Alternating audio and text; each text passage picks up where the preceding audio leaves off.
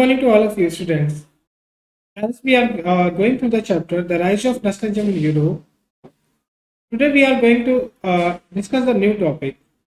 And through this topic, we will find out how it was not easy that we accept today developing the idea of nationalism. There was also a variety of diversity can be seen in the European, and it was not an easy task. So, students, let's find out about all these. Here, what we have divided kingdoms. First thing, during the mid 18th century Europe, there was no collective identity or the common culture.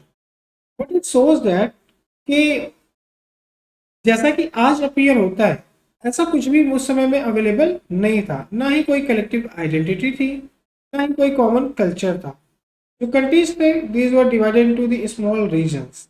Okay, and these all small regions have their own identity, have their own common culture, and on the basis of it they feel more comfortable in that locality. Now when we talk about the languages, the people spoke different languages and belong to the different ethnic groups. तो ये भी एक major problem रही उस समय की.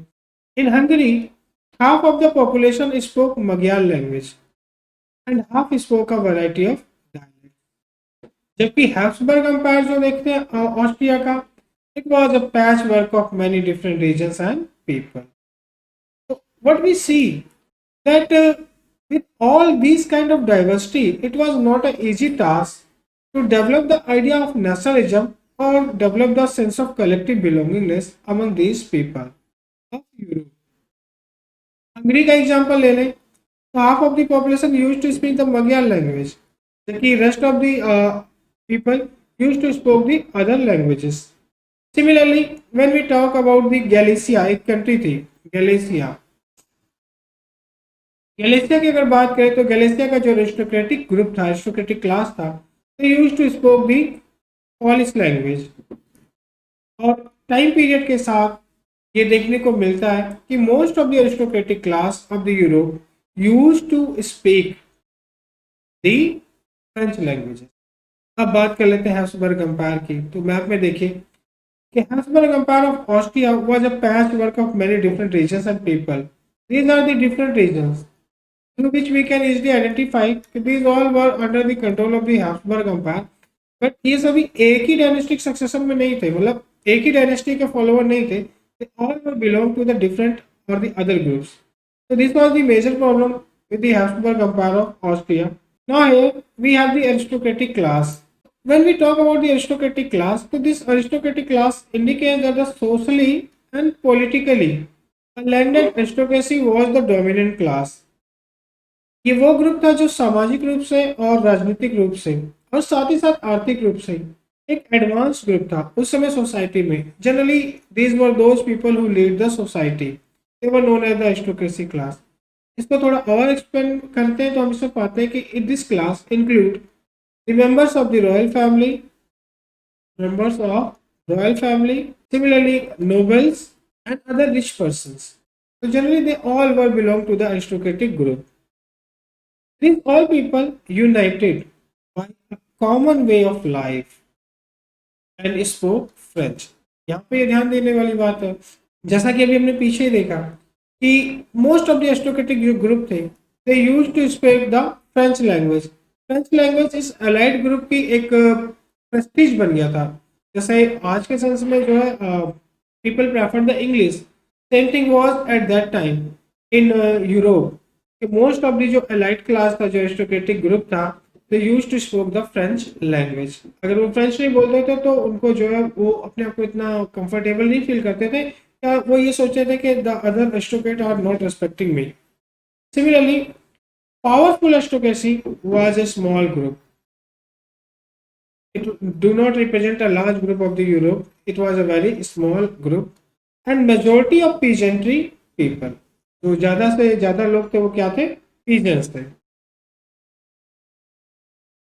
Now during this time period, a new middle class had been developed or emerged in the scenario of Europe. तो चलिए जरा देखते हैं कि ये क्या था. तो ये जो न्यू ग्रुप है या न्यू मिडिल क्लास जो है ये एमर्ज हुआ due to industrialisation, emergence of commercial classes. ये वन थिंग और जो हम मिल सकते हैं, development of printing, development of printing was another thing that, या एक ऐसा फैक्टर रहा जो कि रिस्पॉन्सिबल रहा किसके लिए, emergence of new middle class. This new middle class generally included uh, working class people, industrialists, businessmen, professionals, professionals like the doctor, teachers, engineers, lawyers, etc., etc.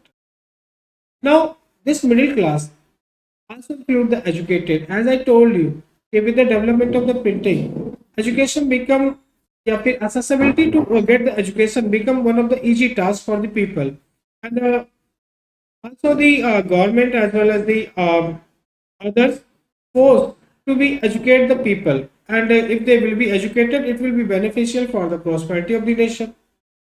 Liberal middle classes भी इसमें आते थे, इस तरीके से ये फोकस करते हैं। तो overall what was the role of this middle class, let's find out. जब ये मिडिल क्लास आया तो middle class asked some questions कि why the privileges that some people in the society have given to them on the basis of their birth. Why? This was the question of these people. They also advocated that if we want to provide some kind of privileges to anyone, these privileges should be based on the merit of the person, not on the birth of the person. कि किस family में उसका birth होता है उसके आधार पर नहीं, उसकी मेरिट के आधार पर होना चाहिए। तो these all things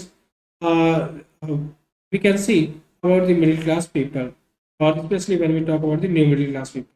ये न्यू मिडिल क्लास पीपल का एक चीज और है कि ये they were smaller in number till late 19th century, but with the development of all these things, industrialization, emergence of commercial classes, development of printing, they largely expanded their community in the sense that new middle class का जो role है वो दिन ब दिन बढ़ता चला जा रहा था।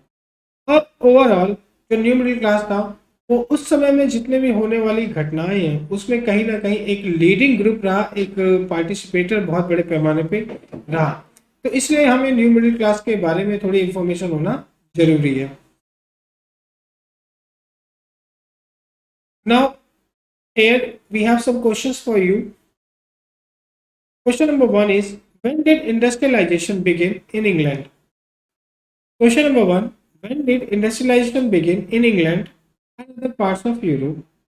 Second is, which new social groups emerged after Industrial Revolution?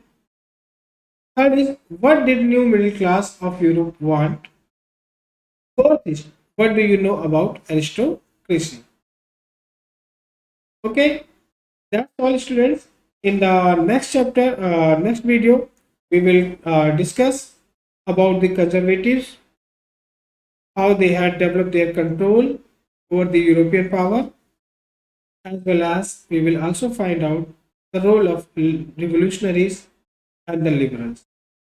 Okay, thank you and have a nice day.